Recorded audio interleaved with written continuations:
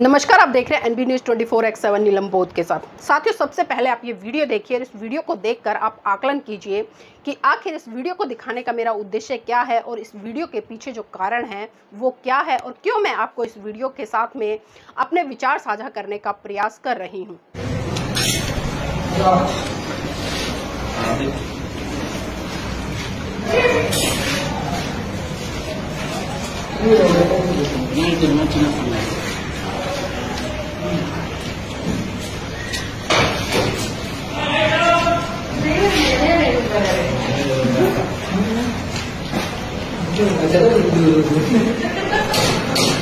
तो साथियों, आप सबने ये वीडियो देखा और इस वीडियो को देखकर आपके मन में तरह तरह के विचार आए होंगे और तरह तरह के विचारों ने आपके जहन में उत्पत्ति की होगी और उन्हीं उत्पत्ति ने आपके विचारों को अलग अलग तरीके से सोचने के लिए मजबूर कर दिया होगा। जी हाँ साथियों, ये वही लोग हैं जो लगातार धर्म के ठेकेदार बनते हैं, जो लगातार लोगों को धर्म सिखाते हैं, जो लगातार जब नवरात्रे आते हैं, जब 9 दिन के पूजा पाठ या व्रत ये लोग करते हैं, तो तभी ये लोगों को ये कहते नजर आते हैं कि आप ये मत खाइए, ये मत खाइए, ये पहनिए, इस तरह के वस्त्र पहनिए, इस तरह का कलर पहनिए, तभी आपका कल्याण हो पाएगा। लेकिन साथियों, जब अपने खुद के ऊपर आती है, अपनी भोग विलासता की बारी आती है, अपने मन को कंट्रोल करने की बारी आती है, तो तब ये लोग अपने चित्त पर बिल्कुल भी काम नहीं करते, अपने मन को बिल्कुल भी साधने का काम नहीं करते, बल्कि भौतिकवाद की चकाचौंध में फंसकर अपनी जीभ के स्वाद के लिए ये लोग मुर्गे का भी सेवन कर लेते हैं, यानी कि मांस का भी सेवन कर लेते हैं। अब देखिए, इन लोगों का दोहरा चरित्र क्या है कि मैं करूं तो रासलीला और दूसरा करे तो कैरेक्टर ढीला। और साथियों, जो मैंने ये बात कही है 100% सत्य और सटीक इन लोगों पर बैठती है, क्योंकि अपने लिए कुछ और मापदंड और दूसरों के लिए कुछ और मापदंड, दूसरों को संदेश देने वाले ये लोग, दूसरों को उपदेश देने वाले ये लोग, दूसरों को धर्म की सीख देने वाले ये लोग अब क्या कहेंगे। अब आप इनसे ही पूछिए कि कितने मजे से ये चिकन खा रहे हैं, कितने मजे से बिरयानी खा रहे हैं, कितने मजे से उस हड्डी पे से मांस छुटा छुटा कर ये खा रहे हैं। अब इन्हें आप क्या कहेंगे, आप खुद सोचिएगा। और जो कहते हैं कि जो लोग मांस खाते हैं वो अपवित्र होते हैं, वो शूद्र होते हैं, वो नीच होते हैं, वो छोटे होते हैं, अब इन लोगों को आप क्या कहेंगे? क्या आप इन्हें नीच कहेंगे, इन्हें छोटा कहेंगे, इन्हें अछूत कहेंगे, क्या कहेंगे? आप खुद बताइएगा कि इन लोगों के लिए किस तरह की परिभाषाएं घड़नी चाहिए, क्योंकि इन लोगों का दोहरा मापदंड आपको हमेशा देखने को मिलता है। और साथियों, ये पहला प्रकरण नहीं है और ना ही ये पहली वीडियो, तमाम इस तरह की वीडियो सोशल मीडिया पर आपने देखी होंगी और प्रत्यक्ष रूप से अप्रत्यक्ष रूप से भी आपने देखा होगा। आप किसी ढाबे पे गए होंगे, किसी होटल पे गए होंगे, वहां भी आपने तमाम साधु संतों को नॉनवेज खाते हुए देखा होगा। और इतना ही नहीं साथियों, अभी जिस तरह से कांवड़ यात्रा का जो प्रकरण चल रहा है, और मैं कल एक वीडियो देख रही थी योगी आदित्यनाथ जी का, जो कि उत्तर प्रदेश के मुख्यमंत्री हैं। अभी जिस तरह से कांवड़ यात्रा की शुरुआत होने वाली है या हो चुकी है, अभी जो आसपास के जो होटल है, क्योंकि दिल्ली से लेकर हरिद्वार तक या हरियाणा से लेकर हरिद्वार तक या पंजाब से लेकर हरिद्वार तक या आसपास के जो राज्य हैं या जो लोग कांवड़ लेने जाते हैं, क्योंकि चर्चाएं चल रही कि पूरे भारत देश में कम से कम 10-12 करोड़ लोग कांवड़ यात्रा लेने जाते हैं। इतने बड़े स्तर पर लोगों की व्यवस्था करना, इतने बड़े स्तर पर श्रद्धालु का ध्यान रखना ताकि उनकी पवित्रता बनी रहे, उसका विशेष करके उत्तर प्रदेश की सरकार ख्याल रख रही है। और उसी कड़ी में साथियों, जिस तरह से एक सर्वे कराया गया, जो मेन हाईवे पे जो ढाबे हैं या होटल है जो बने हुए हैं, उनका सर्वे कराया गया, तो बहुत सारे ऐसे ढाबे मिले जो पंजाबी ढाबे के नाम से, जो वैष्णो ढाबे के नाम से, जो वैष्णो होटल के नाम से, जो शाकाहारी होटल के नाम से है। लेकिन जब उनका सही सर्वे हुआ तो वहां पर निकल कर आया कि वहां पर लोग नॉन वेज का भी इस्तेमाल करते हैं और नॉन वेज भी खुले तौर पर खाते हैं। तो इसी कड़ी में उत्तर प्रदेश सरकार ने उन होटलों को बंद करने का भी निर्णय लिया है। और कई होटलों पे तो ऐसा हुआ है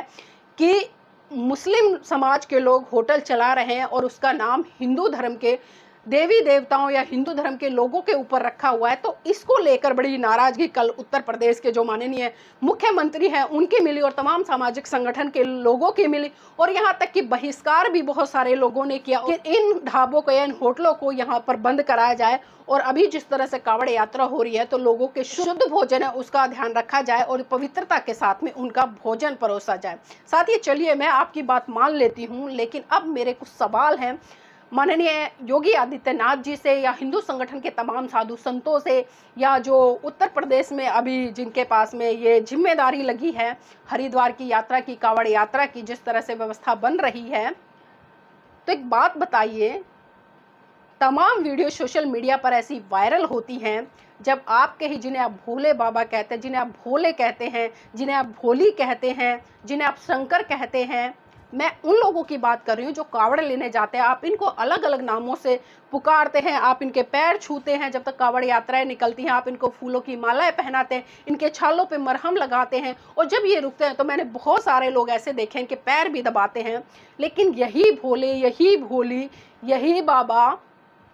नशे में धुत भी नजर आते हैं। कोई भांग पीता है, कोई सिगरेट पीता है, कोई दारू पीता है, कोई चरस खाता है, कोई गांजा खाता है, इस तरह के नशे भी ये लोग करते हैं। तो तब उनकी पवित्रता कहाँ चली जाती है, या आपकी पवित्रता कहाँ चली जाती है? आप एक तरफ तो धर्म का ढोंग कर रहे हैं, एक तरफ तो आप धर्म यात्रा के नाम पर जिस तरह से लोगों के ढाबे या दुकानें हैं या होटल है उनको बंद करने की बात कर रहे हैं या उनका विरोध कर रहे हैं, लेकिन आप कम से कम वहाँ पर जाने वाले लोगों को ये भी बता दीजिए कि आप धूम्रपान ना करें, आप बीड़ी ना पिए, सिगरेट ना पिए, तम्बाकू ना खाएं, गुटखा ना खाएं, और जो नशा, जो भी जिस तरह का नशा होता है उसका सेवन ना करें। और एक बात मैं तमाम भोले के भक्तों से भी पूछना चाहूँगी साथियों, क्योंकि पिछले साल भी कई वीडियो इस तरह की वायरल हुई जब हमने देखा कि कुछ लोग अपने माता पिता, बुजुर्ग माता पिता को, जिनकी उम्र किसी की 60 साल थी, किसी की 70 साल थी, किसी की 80 साल थी, मतलब श्रवण कुमार की संख्या दी गई उन लोगों को जो अपने कंधे पर अपने एक तरफ माता को टोकरी में बिठाकर, एक दूसरी तरफ अपने पिता को टोकरी में बिठाकर वो कावड़ लेने जा रहे हैं। अब उनसे एक सवाल है मेरा, और मैंने पिछली बार भी ये वीडियो बनाया था कि बुजुर्ग व्यक्तियों को इतनी गर्मी में, इतनी धूप में, बारिश का मौसम होता है, सफोकेशन बहुत ज़्यादा होती है, तरह तरह की बीमारियां इस मौसम में पनपती है क्योंकि पूरा का पूरा मौसम इस समय चेंज होता है। तो आप अपने माँ बाप को किस तरह की सुखद अनुभूति के लिए, किस तरह की भक्ति के लिए, किस तरह के दर्शन के लिए, किस तरह से भगवान की आस्था में जोड़ने के लिए उन्हें आप इतनी दूर दूर 200-200, 300-300 किलोमीटर, 400-400 किलोमीटर अपने कंधे पर लाद कर ले जाते हैं? आप एक बार उन माँ बाप से भी पूछिए कि जो आलती पालती मार कर उस छोटे से टोकरे में बैठते हुए कभी इधर मुड़ते हैं, कभी इधर मुड़ते हैं, कभी हाथ दबाते हैं, कभी पैर खोलते हैं, मतलब कितना शारीरिक पीड़ा आप उन लोगों को दे रहे हो। तो बताइए, क्या इस तरह की शारीरिक पीड़ाएं देकर आप अपने घर के जो बड़े बुजुर्ग हैं उनको, उनकी भक्ति कर पाएंगे, या उनको भक्ति दिला पाएंगे, या जिस तरह से आप उनको दर्शन के लिए जा रहे हैं, क्या इस तरह से आप अपनी कांवड़ यात्राओं को सही या सार्थक सिद्ध कर पाएंगे? अगर आपको सही रूप में जो अपनी यात्राएं हैं, या कहें कि जिस तरह से आपकी भोले में आस्था है, भगवान शिव में आस्था है, बहुत सारी चीज़ें हैं आपकी अलग अलग हो सकती हैं, लेकिन कम से कम उन पर चिंतन मनन जरूर करें, सोच विचार जरूर करें कि इतने कष्ट सहन कर कर आखिर कौन सी भक्ति प्राप्त करेंगे, इतने कष्ट सहकर आखिर कौन से भगवान को खुश करेंगे। और साथियों, खुश करने की बात है तो घर पर रहकर अपने माता पिता का मान सम्मान करें, उनकी सेवा करें, समय से उनको खाना खिलाए, समय से उनको दवाई गोली दे, अगर कोई बीमार है तो उनका पूरा ख्याल रखें, ना कि उनको इस अवस्था में आप कंधों पे बिठाकर दो टोकरियों में, एक साइड में श्रवण कुमार की तरह, मतलब एक इधर पिता को, एक दूसरी तरफ माता को लटकाकर आप 200-200 किलोमीटर की यात्राएं तय करेंगे। और मैं छात्रों के लिए भी यहाँ पर कहना चाहूँगी, क्योंकि मैं अक्सर देखती हूँ कि छोटे छोटे बच्चे भी इस तरह के धार्मिक जो आयोजन है उसमें भाग लेते हैं। और खासकर साथियों, मैं एक बात बताऊं, इस तरह के जो धर्म के आयोजन है, चाहे मैं कांवड़ यात्रा की बात करूं या कलश यात्राओं की बात करूं या तमाम तरह की जो यात्राएं निकलती हैं उनकी बात करूं, मैंने देखा है कि इसमें सबसे ज़्यादा संख्या SC ST OBC समाज के लोगों की आती है। और जब अगर हम एक तुलना करें, अब पूछिए इन नेताओं के बच्चों से, या इन नेताओं से पूछे कि आपके बच्चे कहाँ हैं, तो उनके बच्चे विदेशों में पढ़ाई कर रहे थे, उनके बच्चे अच्छी अच्छी बड़ी बड़ी यूनिवर्सिटियों में पढ़ाई कर रहे होते हैं। या इस देश के जो पूंजीपति लोग हैं उनके बच्चे बड़े बड़े यूनिवर्सिटियों में, बाहर विदेशों में पढ़ाई करते हैं, और उनके बच्चे कभी कावड़ लेने नहीं जाते। लेकिन ये कावड़ उठाने का जो बोझ है वो सिर्फ आपके ऊपर ही इन धर्म के ठेकेदारों ने लाद दिया है, और आपको धर्म का इतना डर दिखा दिया है कि आप अपने बच्चों की एजुकेशन को छुड़वाकर, उनकी शिक्षा को छुड़वाकर, आप उनको कई दिन के लिए उनको कावड़ यात्रा लेने के लिए पैदल भेज देते हैं, चाहे बच्चा कितना ही बीमार हो, कितनी ही परेशानियां उसे उठानी पड़े। तो साथियों एक बार जरूर सोचिएगा, क्योंकि भविष्य आपका है, आपके बच्चों का है। ना तो कोई आपको ये धर्म के ठेकेदार मुक्ति दिला पाएंगे और ना ही आपकी गरीबी ये दूर कर पाएंगे। क्योंकि आप कैलकुलेट कीजिए, जब आप एक गरीब व्यक्ति कावड़ लेने जा रहा है तो वो 10-12 दिन अपना काम छोड़ रहा है, अपने परिवार को छोड़ रहा है, और जो 10-12 दिन काम छोड़ रहा है उसका नुकसान कितना परिवार वालों को होता है। आपके पीछे कोई हारी बीमारी हो जाए, कौन उस परिवार को लेकर भागेगा? कभी आपने सोचा है? या वो धर्म के ठेकेदार या जिन लोगों के कहने पर आप जा रहे हो, अगर जाना है तो मैं ये जरूर कहूंगी एक बार कि इस बार जो भी आपके यहाँ पर आयोजन कर रहे हैं आसपास, क्योंकि तमाम राजनीतिक दल भी इसमें सम्मिलित होते हैं,